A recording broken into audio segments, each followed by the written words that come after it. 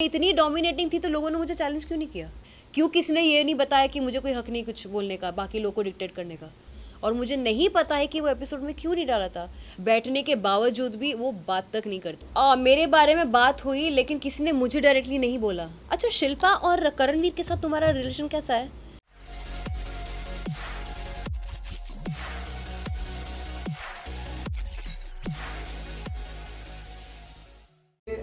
जब आप बाहर आए तो आपको कैसा फील हो रहा है? क्या आपको लगता है कि ये एविक्शन जो है वो फेयर एविक्शन था?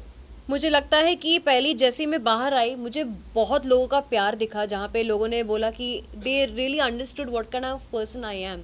आप लोगों ने मुझसे कन्वर्सेशन तो किया है लेकिन मेरी एक्चुअल पर्सनालिटी जो मैं रियल में हूँ वो भी आप लोगों ने देखा है। इस चीज़ का मुझे बहुत खुशी है कि मैं एक बहुत अच्छी इमेज के साथ बाहर आई हूँ।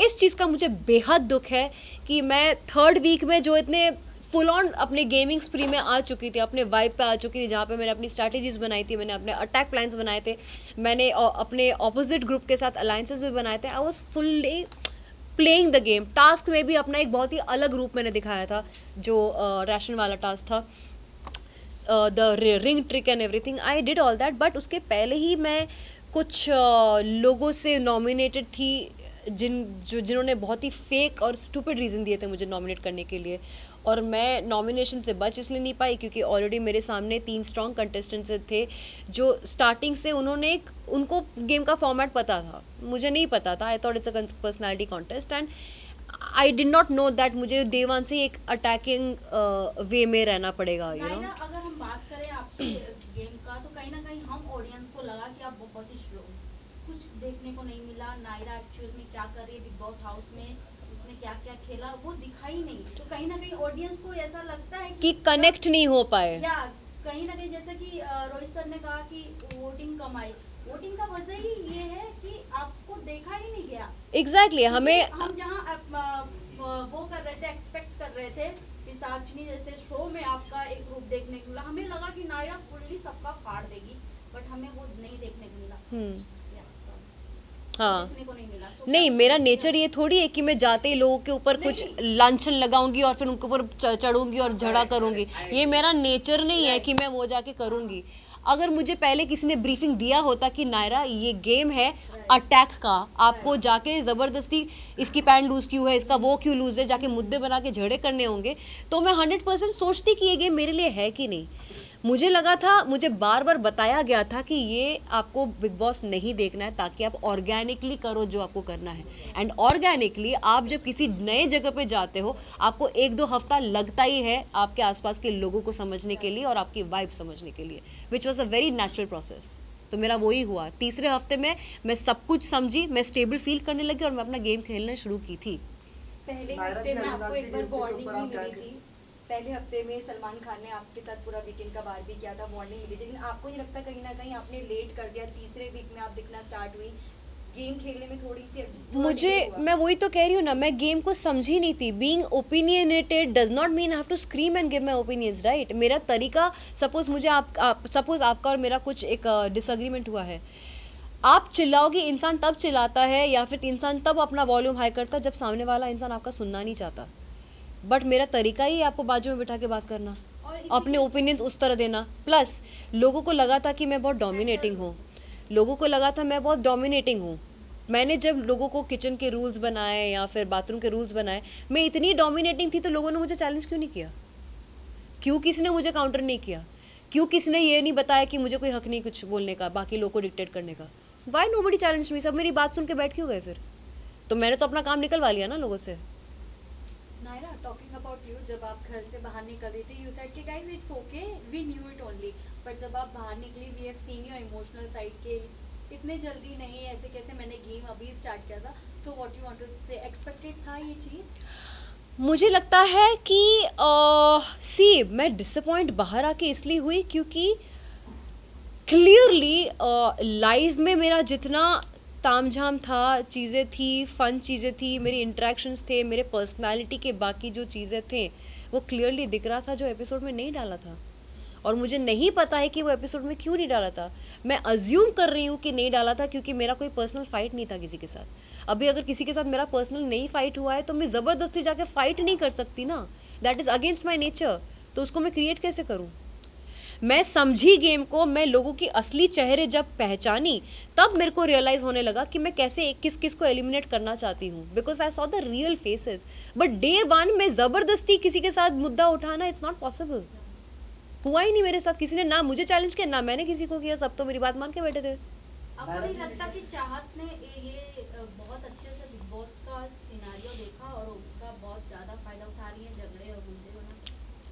सच में घर पे जहाँ तक हम ऑडियंस को चाहत इतना लोगों को नहीं पता था कि चाहत कौन है, बट टीवी शो की है आई नो, बट कहीं ना कहीं बिग बॉस से जिस तरीके से टीआरपी उन्हें मिल रहा है बहुत शॉकिंगली है। सी चाहत है समबडी जो बहुत चिल्ड आउट रहती है घर में, बहुत चिल्ड आउट रहती है। वो कभी कभी सोती भी रहती है और ग्रुप में बैठने के बावजूद भी वो बात तक नहीं करती है। आप लाइव में उनको ऑब्जर्व करना, उसके कुछ चीज़ों के वजह से, फॉर एग्जांपल बेड वाला जो मुद्दा हुआ था वो उन्होंने, आप अगर एपिसोड देखोगे, उन्होंने एक बार भी अपने मुंह से नहीं बोला कि मुझे स्नोरिंग या चीखने की वजह से बेड अंदर सोना नहीं है। वो बोलने जा रही थी कि मुझे नहीं अंदर सोना है, तब किसी ने बोला कि हाँ वहाँ बहुत स्नोरिंग होती है, किसी और ने बोला था वो। तो उसने क्या किया, वो बेड बाहर सोना चाह रही थी लेकिन सामान अपना घर के अंदर ही रखना चाह रही थी, जिसकी वजह से विविन तड़प गया था। एंड विविन ने उसके ऊपर जब झाड़ा तब उसने काउंटर दिया। तो घर पे भी वो खुद से कभी अपना ओपिनियन नहीं देती हैं। आज तक जितने भी ओपिनियंस हुए हैं उन्होंने ओपिनियन नहीं दिया है। वो गई भी है तो लोगों ने उसको जाने बोला है कि आप बीच में मत पड़ो। एटलीस्ट मैंने चिल्ला चिल्ला के अपने कुछ कुछ ओपिनियंस दिए हैं। वो सिर्फ डिफेंस में ही अपना बताती हैं, डिफेंस में ही। वो पकड़ा था, गैस का पकड़ा था, शी वॉज क्राइंग। जब मैंने उसके ऊपर चिल्लाया, वो पार्ट तो चलो टेलीकास्ट में दिखाया नहीं, जब मैं उसके ऊपर चढ़ी थी कि तुम घर के साथ नहीं रहना चाहती हो, कोई बात नहीं, तुम्हें खाना रोकने का हक किसी को नहीं है, लेकिन एक कर्टसी होती है कि तुम हमसे बात तो कर सकती थी कि आरफिन भाई, नायरा, आप सब लोग, मैं आपके साथ अनशन में नहीं बैठना चाहती। मैं उस पॉइंट पर लड़ी थी उसके ऊपर, जो दिखाया नहीं गया था टेलीकास्ट में, जो मैंने देखा नहीं टेलीकास्ट पे है करके। कहीं ना कहीं ऐसा लग रहा था कि आपकी स्ट्रैटेजी नहीं थी, लोगों की सबकी स्ट्रैटेजी थी। तो सब बिग बॉस देख कर आए थे ना, मैंने नहीं देखा हुआ था ना। कहीं ना कहीं आपके ऊपर, कहीं ना कहीं आपने कम तैयारी करके गए। हाँ, कोई तैयारी मेरे एक्सपेक्टेशन बहुत ज्यादा हाई थी आपसे। सी नाउ इफ डे वन से somebody आपके सामने आके अपने फैमिली के बारे में बताती है पूरी तरह से। मैंने भी बताया। ईशा पूरी तरह से आपके बारे में बात करती है अविनाश के साथ, पूरा घर आपके बारे में बात करता है, लेकिन कहीं ना कहीं आप ज्यादा दिखाई नहीं दी और आपने कोई खुलकर बोला नहीं। आपके बारे में बात हुई घर में, लेकिन आपने वो मुद्दे वोकली नहीं उठाए। मेरे बारे में बात हुई लेकिन किसी ने मुझे डायरेक्टली नहीं बोला, तो मैं उस चीज़ का क्या करूं फिर। क्या आपने अच्छा पीआर टीम नहीं लगा? ऑनेस्टली स्पीकिंग मुझे भी नहीं पता कि सबसे बेस्ट पीआर कौन था, कौन होना चाहिए था मेरा उस टाइम पे। I don't know. नायरा, आपका नाम शहजादा के साथ जोड़ा जा रहा था और ऐसे हम कई, किसने जोड़ा है? और घर वाले, और ऐसे कई लोग हम देख रहे हैं जो घर वाले अंदर ही अंदर एक दूसरे का नाम जोड़, जैसे अविनाश के साथ ईशा का जोड़ा जा रहा है और करणवीर के साथ चुम को लेके छेड़ रहे हैं। तो आपको क्या लगता है कौन सा रियल कपल आने वाले टाइम में बनेगा, या फिर क्या फेक दिख सकता है, या बिग बॉस के लिए सब करते हैं? मुझे लगता है करण एंड चुम का हो सकता है, क्योंकि गेम के लिए रियल फायर मैंने किसी में भी नहीं देखा है, सच कहूँ तो। See Isha is very intelligent girl. Rajat जैसा बंदा जो लड़कियों के साथ इजीली फ्रेंडशिप नहीं करता है, वो उसको भाई बहन का रिश्ता उन्होंने ऑलरेडी इस्टेब्लिश कर लिया एंड बहुत स्ट्रॉन्ग रजत बिलीव्स इन हर। जबकि बाहर से हम सब ने देखा है कि Isha has a point of view and a negative point of view for everybody. All of us have seen that. तो जिस दिन रजत को शौक मिलेगा उसको उस दिन शौक मिलेगा। हैविंग सेड दैट, उसको थोड़ा सा अपसेट भी हुआ था जब वोटिंग हो रही थी स्टेज पे, एंड रजत के लिए किसने, बग्गा भाई ने किसी के लिए, बग्गा भाई ने शायद करणवीर के लिए 2 शब्द बोले थे, करणवीर इसके लिए। लेकिन ईशा बीइंग द सिस्टर जो भाई बहन कर रही थी, वो उसने दो बातें नहीं की स्टेज पे आके उसके बारे में, रजत के बारे में। सो उसको वो डिसअपॉइंटमेंट लगा था। सेकंड सिचुएशन, इन लोगों ने कुछ इम्प्लाइड प्लान ये किया था कि मुस्कान को बचाना चाहिए एविक्शन से। रजत, क्या कहना चाहिए विकेट के बारे में? मैं एक बात कंप्लीट कर रही हूँ। उस टाइम पे ये एक चल रहा था कि हमें मुस्कान को बचाना है एविक्शन से, ओके। एंड उस वक्त हुआ क्या था कि रजत अपने प्रिंसिपल पे कि नहीं मैं अपना पॉइंट ऑफ व्यू देना चाहता हूँ वर्सेस मुस्कान को बचाना चाहता हूँ, वो फंस गया था और उसने अपना पॉइंट रखा और सारे घर वाले उससे बात करना बंद कर दिए। Why? Because he did not go for saving Muskan. तो मुझे लगता है कि रजत को भी एक पॉइंट के बाद पता चलेगा कि अपना ही गेम खेलना है कि फैलना है। नायरा, रजत को आप टॉप 1 की रैंकिंग में कैसे देखते हो? Do you think he deserve on top 1 also?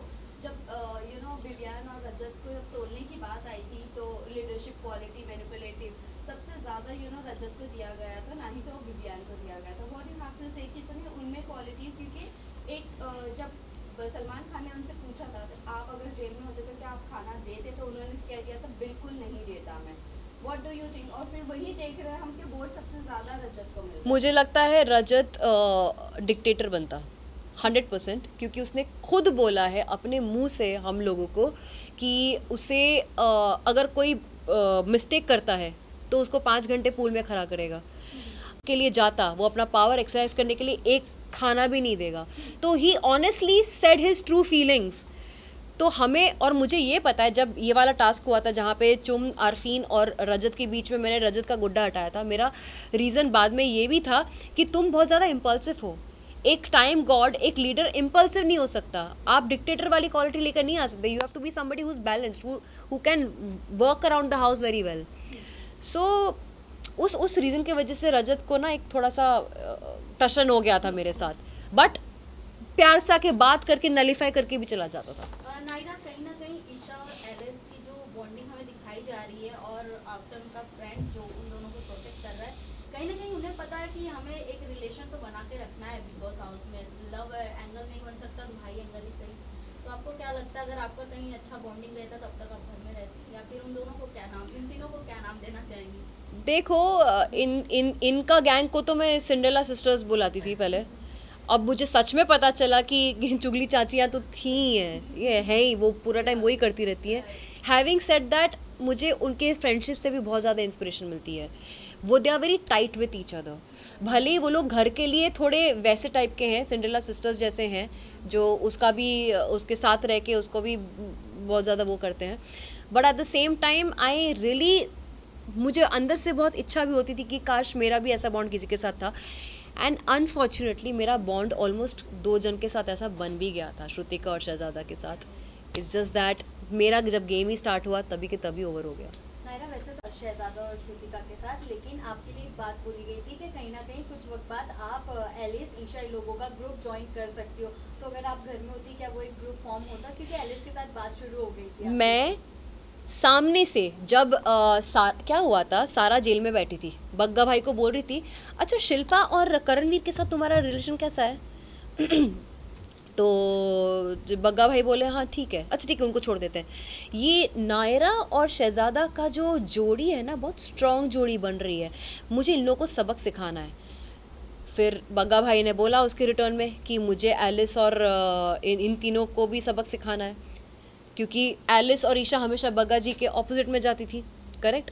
तो ये चीज़ शहजादा ने सुन लिया था कि हम 5 को टारगेट किया जा रहा है, मुझे शहजादा को, अविनाश को, एलिस और ईशा को, हम 5 को टारगेट किया जा रहा है टॉर्चर करने के लिए। शहजादा मुझे लेके भागा उनके पास, हमने सारा पोल खोल दिया कि हमें टारगेट किया जा रहा है, ये दोनों जेल कैदी बैठ के। तो तभी के तभी they also got a shock of their life. And फिर मैंने ये चीज़ प्रपोज किया कि इस हफ्ते हम एक दूसरे को क्रॉस नहीं करेंगे, लेट्स बी एन अलायंस, लेकिन ऐसा अलायंस जो पूरे घर वाले नहीं देखेंगे, क्योंकि घर वाले देखेंगे तो हम सबकी नज़र में आ जाएंगे, उनके और अलग अलग स्ट्रैटेजीज आनी शुरू हो जाएगी। सो येस, अलायंस की डिस्कशन ऑलरेडी हो चुकी थी, हम एक दूसरे के साथ नॉर्मली बिहेव कर रहे थे, लेकिन अंदर से we were an alliance together, all of us. Last question. Who do you think is the fake contestant of the house?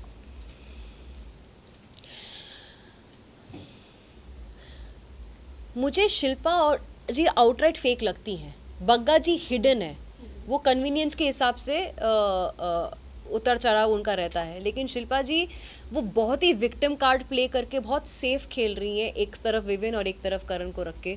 She is like you know being trying to protect her self.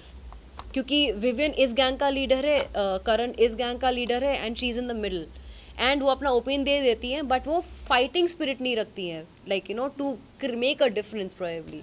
So I think she is playing that safe victim वाला zone. आपको जो एक tag दिया गया है ये बहुत ही गलत किया गया है.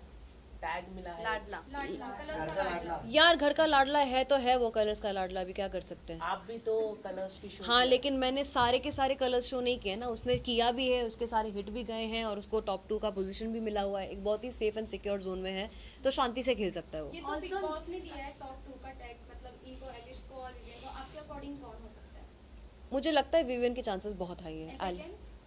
सेकेंड मेरे हिसाब से मुझे लगता है कि अगर मेरा गेम स्टार्ट होता तो मैंने खुद को अविनाश और विविन के साथ देखा था टॉप 3 में, लेकिन टॉप 5 में देखा जाए तो डेफिनेटली करणवीर और रजत भी आते हैं. Thank you.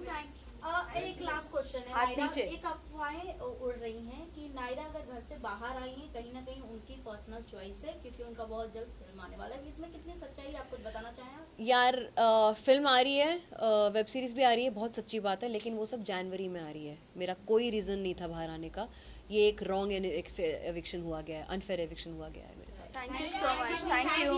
Thank you. सवाल उठाया था. ओके बोलो. उस पे ये कहना चाहती हूँ कि दोनों बच्चों की तरह लड़ रहे थे, दोनों ने एक दूसरे की इज्जत उतारी. उसने भी बोला कि तुम मुझ पे लाइन मारते हो, इसने भी बोल दिया कि तुम जूते की भी बराबर नहीं हो. तो वो उनका पर्सनल फिटूस जो है वो हो चुका है. I don't want to comment क्योंकि बहुत ही नीच टाइप का झगड़ा है, मेरे लेवल का झगड़ा नहीं है ये.